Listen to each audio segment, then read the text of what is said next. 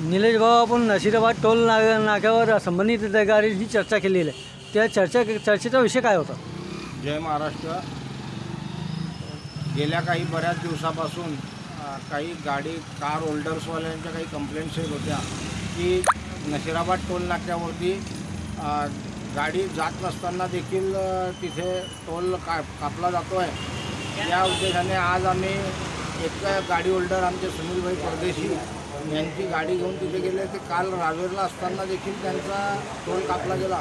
म्हणून आम्ही नॅशनल हायवेचे सिन्हासाहेब यांच्याशी बोलणी केली. त्यांनी टोल नाक्याचे मॅनेजर हरिश्चंद्र जाधव यांच्याकडे जाण्यास सांगितलं व त्यांना सर्व हकीकत जेव्हा सांगितली तेव्हा एक नवीनच प्रकार हा समोर आला आणि तो जनतेच्या हितार्थ त्यांनी खूप मोलाचं मार्गदर्शन आम्हाला केलं की असे जे पेमेंट्स आहे ते कापले जातात तेव्हा पण त्याची रितसर कंप्लेंट जर केली तर ते विदिन 48 तासामध्ये ते पेमेंट आपल्या अकाउंटला परत रिलीज होतं.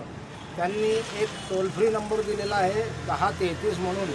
त्या टोल फ्री नंबरवर जर आपण कंप्लेंट केली आणि त्या टोलचं नाव सांगितलं तर ती कंप्लेंट दर्ज होऊन ते जे पेमेंट कापलं गेलेलं आहे ते रिफंड होतं. पण तिथे आपली गाडी गेलेली नसली पाहिजे. नाहीतर काही जनता चुकीच्या माध्यमातूनही ते टोल फ्री करण्याचा प्रयत्न करतील. तसं होत नाही. पण ज्यांची खरंच चुकीने कापले गेले आहे अशांचे पेमेंट रिलीज होतात. आणि बहुतांच्या बऱ्याच गोष्टींवर तिथे विचारविनिमय झाला की बुवा ज्याचा हायवेचा जो मेंटेनन्स आहे परत जे काम रखडलेलं आहे याच्या विविध कंपन्यांच्या माध्यमातून ते सगळं डिस्पॅच झालेलं आहे.